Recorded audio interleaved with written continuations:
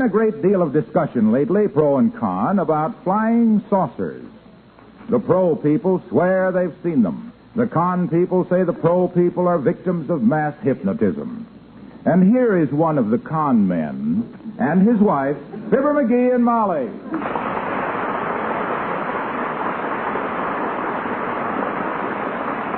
And furthermore, you show me a guy that claims he's seen a flying saucer, and I'll show you a guy that the whole thing is just a mere pygmy of his imagination. You don't mean pygmy, dearie. A pygmy's a tiny little human being. Yeah, well, they claim they've seen them, too. Men from Mars, 23 inches tall, with big heads. The whole thing is ridiculous. It's mass hysteria. Oh, now, I wouldn't dismiss the subject as easily as that, McGee. The paper said this morning that an Army pilot chased one for 20 minutes. Yeah, but did he catch it? No, sir. Did anybody ever catch one? No, sir. And why not? Because they're an optical derision, that's why. Look, sweetheart, Army pilots aren't usually hysterical people. Transport flyers must have good eyesight or they wouldn't be flying transport. I'm inclined to think that where there's so much smoke, it can't always be a false alarm. Okay, Tootsie, okay. You'll see. When they finally catch up with one of them things, you'll see nobody ever will. This stuff is nothing new. Who was it back in 1912 that reported seeing a spaceship from Jupiter flying low and slow over the brewery back in Peoria? Me, that's who. You? You betcha. And what did it turn out to be? A baby caterpillar crawling across my sunglasses. Flying saucers. Ta-da. All right. I won't argue, lover, but I'm still not convinced. No, I am. My personal opinion is that anybody that claims he's seen a flying saucer ought to go to a good optimist and get his peepers overhauled. Well, I gotta go downtown. You want to go with me? Yes, it's a nice day for a walk. What are you going to do downtown? I gotta look up a good patent lawyer about my new invention. Oh, invention? Mm-hmm. You mean the plastic crosspiece for radio aerials so the neighbors will think you have a television set? No, this is a new type of alarm clock. It's got a sponge rubber bell that you can't hear it when it rings on Sunday morning. You ought to make a small fortune with that. Yeah. Very small. I'll get my hat, dearie. Come in. Well, if it ain't the big pink doctor with the little black bag. Hello, doctor. Hello, Dr. Gamble. Hello, McGee. Hello, Molly. Going somewhere? Yes, but I always wear my hat in the house anyway. Then if somebody comes to the door that I don't want to talk to, I can say I'm on my way out. And if it's somebody I like, I can say I just came in. In this case, we're just going out. All right, I can take a hint. I'm not as thick-skinned as somebody I know that I could reach out and touch if I hadn't just washed my hands. Can I drop you any place, McGee? Like maybe on the top of your head? Well, we were just going downtown, Doctor, and you can give us a lift if you like. By the way, you're an educated man, Doctor. What is your opinion of these flying saucers? Educated man, my clavicle. He's the type of ignoramus that believes anything. Children, I have been practicing medicine for 30 years. Practicing is right. I believe everything and nobody. If hundreds of reputable citizens claim to see strange things in the sky, I'd be the last one to prescribe scoff medicine. Now, there, McGee. You see, Dr. Gamble is no skeptic. Oh, he's open-minded, all right. The wind blows right through it. So you believe in this flying saucer mahula? Eh, childish? I didn't say I believed in them. Oh. But I don't deny there might be such things. Huh? I've never heard a Republican play the Missouri Waltz on a piano either, but that doesn't prove it couldn't happen.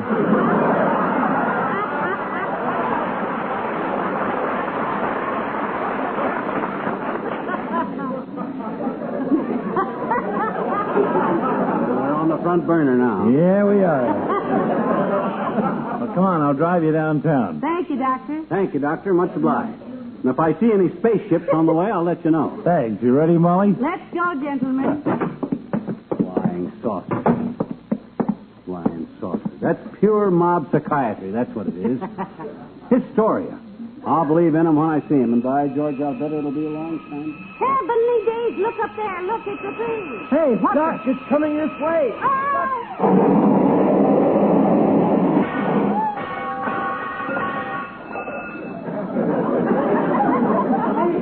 My God, it's a flying saucer. Look at the tubes and the knob. Look at the smoke. Right in our own front yard. Yow! Great Scott, if I hadn't believed this with my own eyes, I wouldn't have seen it. Stay away. Stay away from it, boys. It might be dangerous. What do you think, Doctor? I don't know. It's a weird-looking object. I got to report this. I'll call Washington. The Hexagon building. You wait here and keep an eye on it. Where's the phone? Hand me the phone. Hello. Hello, operator. Jimmy Long, Washington, and D.C. distance. Connect me with the Army. Yeah. Hello, Army. This is Fibber McGee and Wistful Vista. A flying saucer just crashed in my front yard. Huh? What say, Army? Rope it off and keep people away from it, huh? Okay, Army. Right. Get some rope, Doc. Get some rope. We got to rope it off. Keep people away from it. Orders from Washington. I called them. What'd they say? They says it's a lot of silly nonsense and don't talk about it to anybody. They said it was probably just my imagination and they're going to rush out and take pictures of it. Oh, boy, a flying saucer. Right in our own front yard.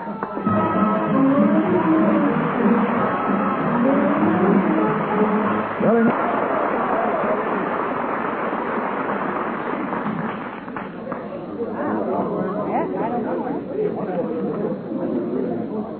And the first time I seen it, it was coming in low over the trees with its rocket shooting out blue flames. All right, folks. Keep moving. Keep moving. I seen it was in trouble, see, and I says to my wife, look, I says, a flying saucer. There's no such, she says, a thing. And I says, don't be, I says, so skeptical, I says. And she says that... All right, folks. Moving on. Keep moving. And you, Gabby, get off them front steps and run along. He doesn't have to get off of these steps. He lives here. Don't you, Gabby? Huh? I mean, McGee. You betcha. Now, don't start ordering me around, Flatfoot. I'm the fellow that he first seen that flying saucer. I seen it crash, too. It was coming in low over the trees, see, with its rocket shooting blue flames. I seen it was in trouble because... Yeah. I heard you tell it 12 times already. Hey, you kids, get away from them ropes. My, I haven't seen such excitement since the lion got loose at the circus and you chased him back into his cage, McGee. I wasn't chasing him. He grabbed my hamburger and I was trying to get it back. My gosh, Hey, look at the Boy Scout. Oh, handsome kid in that uniform, ain't he? Hey, Bud, you want to hear about how I seen that flying saucer crash? Yes, sir, I would. That's fine, Sonny. I think all you Boy Scouts should know. Oh, I'm not a Boy Scout, ma'am. I'm a lieutenant colonel in the Air Force.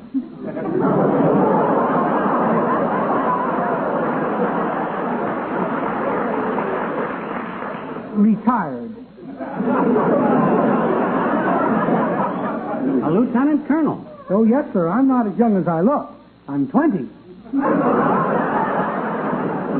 Can you tell me, sir, did this aircraft have a tapered empennage, and did it appear to be a guided missile rather than a conventional pilot control type? Would you say it was dependent on rocket propulsion or some hitherto unknown gravity-repellent magnetic field type of turbojet power?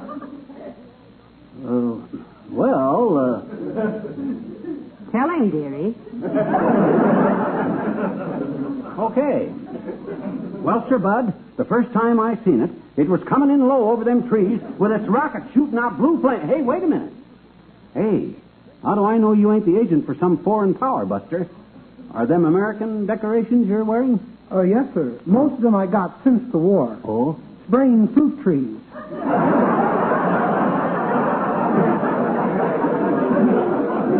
This distinguished fruit fly award with the 6 twigs was for 20 combat missions over an apple orchard in Walla Walla. Heavenly days, and you got back safely from all of them, huh? Oh, yes, ma'am. My last mission was pretty tough, though. My wingman crashed into a cider mill and came in at 12 o'clock. Hi. Well, thanks for the information, sir. Good day, ma'am. Good day, Sonny. I mean, Colonel.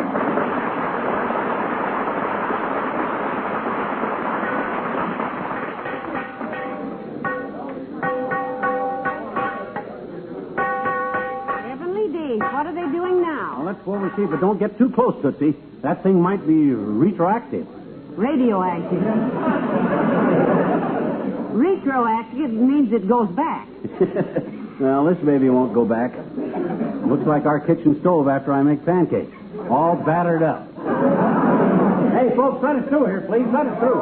We're the people who've seen the crash. Let us through. Look, Joe, there's that pot-bellied little moron that's been ordering everybody around. He must think he owns this place. He don't own nothing, the petty, larceny little twerp. He'll probably want to charge us 4 bits a head for standing here. All right, folks, all right. Now, you're all trespassing on my property, you know. Everybody that wants to stay and watch, it'll cost you 2 bits a head. Now, take it easy, dearie. You can't charge people. Oh, hello there, Mr. Wilcox. Oh, hi, Junior. Let the man through, folks. Let him through. Thank you. Hello, Molly. Hello, pal. Hey, here you got a flying saucer here. Is that it over there, that pile of junk metal? That's it, Junie. Me and Molly and Doc Gamble seen it crash. I first seen it coming in low over the trees, see, flying low, with orange and green lights and 5 little men sticking their heads out of the porthole. It circled the city hall, and then they all bailed out, and the whole... McGee. Huh? They did not. Well, they must have. There was nobody in it when it hit. Well, this is very interesting. This is the first real proof we've had of interplanetary travel. Hey, I'm going to ask for a bigger sales territory for Johnson's wax products. Huh? Mars, Mercury, Jupiter, Venus. Ah, Venus. That's for me. Maybe they don't have any linoleum on Mars, Mr. Wilcox. Well, they won't have any Mars on their linoleum either.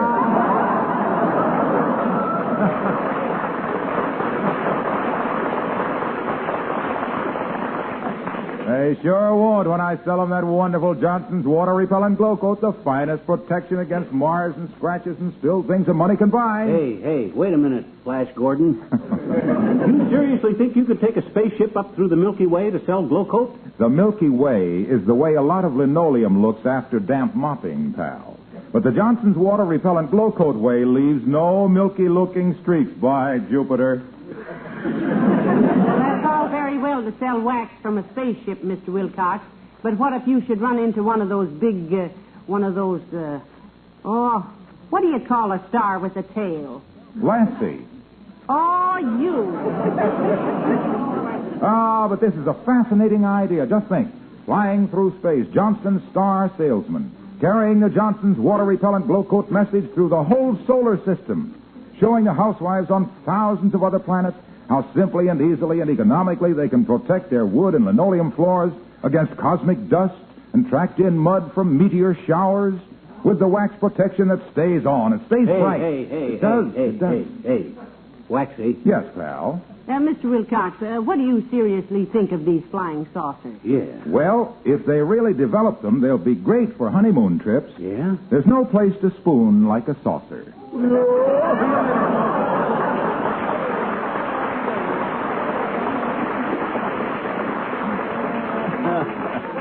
No place to spoon like a saucer.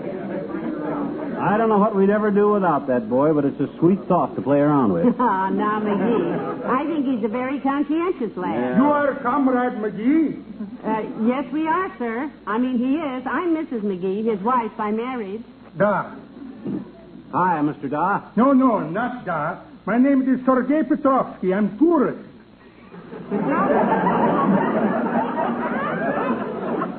Isn't that a Russian name, sir? Yes, Petrovsky is good American name. You give me loyalty oath, right time. Then I take plenty pictures flying saucer. You care? No, just as long as you ain't a spy, bud. You want a story to go with it? Well, sir, I first seen it coming in low over the trees at an altitude of 10,000 foot. Where did you say you were from, sir? Brooklyn glass. I take pictures. Out of the way, capitalist. Спасибо. I take plenty pictures. Click.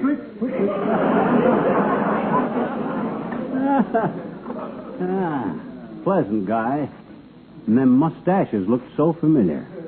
Well, McGee, this is quite an exhibit you have here. As mayor of the town in which a real flying saucer was first seen, I would like to say The first time we saw it, Mr. Mayor, it was coming in low over the trees there. I'll tell it, kiddo. I'll tell it. I've had more practice. It was coming in over them trees, Latrivia, flying low and kind of wild. Yes. I've heard all about it, McGee. You haven't been exactly reticent about this, you know. You bet I haven't. Orders, boy. The Army told me not to talk. Security reasons. Top secret. Big deal. Off the bottom of the deck. Well, I've always said that if you want to keep flying saucers a secret, there's nothing like sending them across the sky on a clear day to crash in some talkative fellow's front yard with a loud noise. Mr. Mayor, what do you think of this thing? Well, it's the first one I've seen, Molly.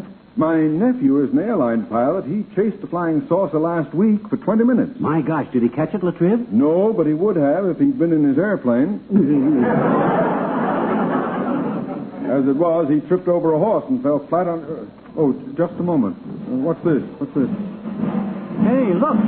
Soldiers. The Army's taking the flying saucer over. Look, Molly. Heavenly days. Look at the fancy uniforms. They must all be generals.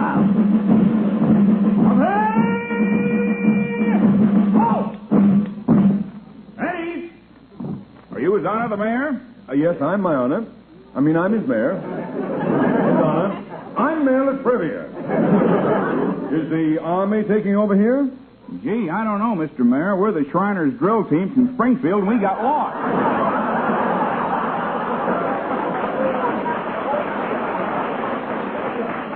Did you see a parade go past here? No, the parade is on 14th Street. 3 blocks west and turn right. Oh, thanks very much. And on, hey! Forward!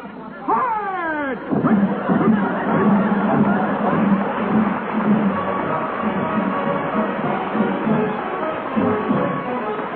The King's Men, music, music, music.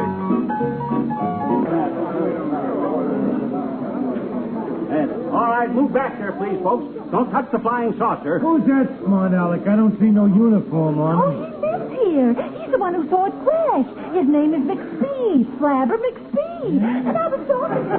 Now, stand back, bud. Don't touch the flying saucer. Security rules, you know. Now, stand back. Oh, McGee. Huh? Here's a lady wants to see you. Oh. This is my husband, Miss Dendron. Oh, I'm so happy to know you, Mr. McGee. Oh, thanks, sis. What'd you say your name was? Dendron, Mr. McGee. Rhododendron. Of the Wistful Vista Peony and Petunia Club. Oh. The girls have asked me to interview you for our club paper, the Petunia Planter. Isn't that nice, dearie? Oh, you mean on account of finding the saucer, huh? The Petunia Planter, eh?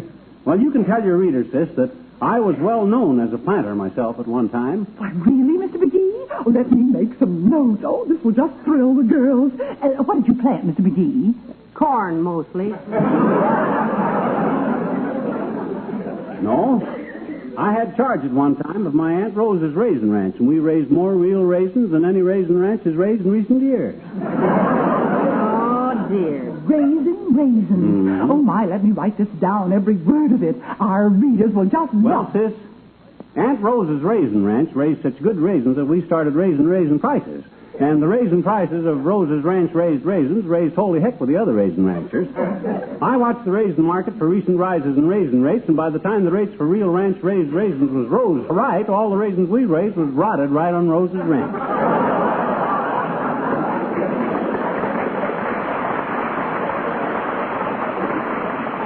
So, between raisin raisins and raisin ranchers and raisin rates and rotten raisins, we plowed the whole thing up and planted tulips.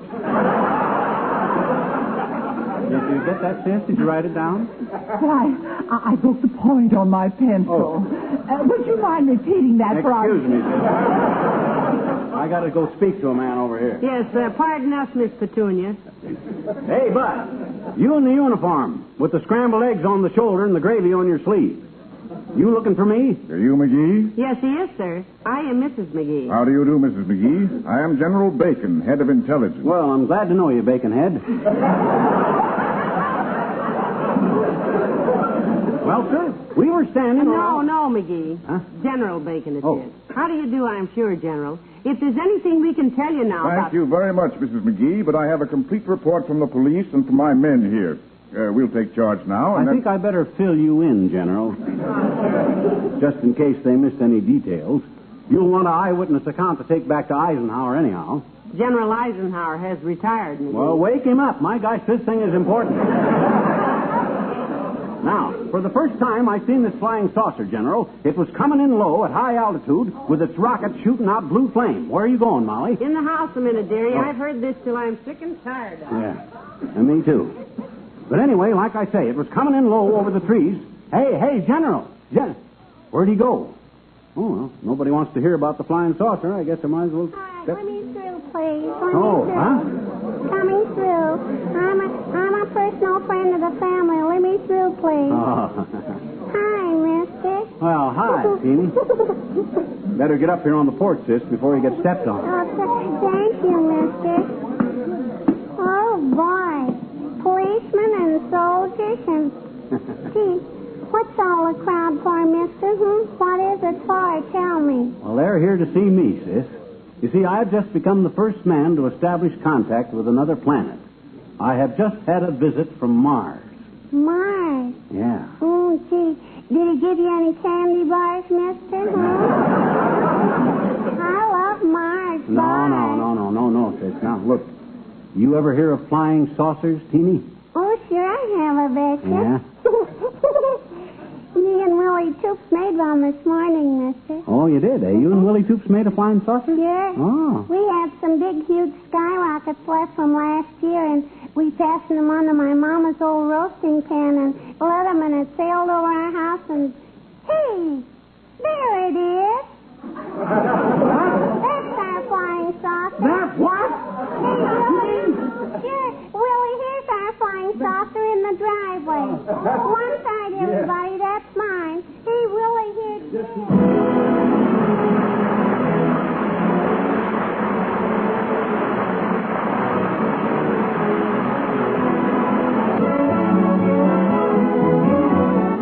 You know, McGee, I was very surprised that Mayor Latrivia was fooled by that flying saucer.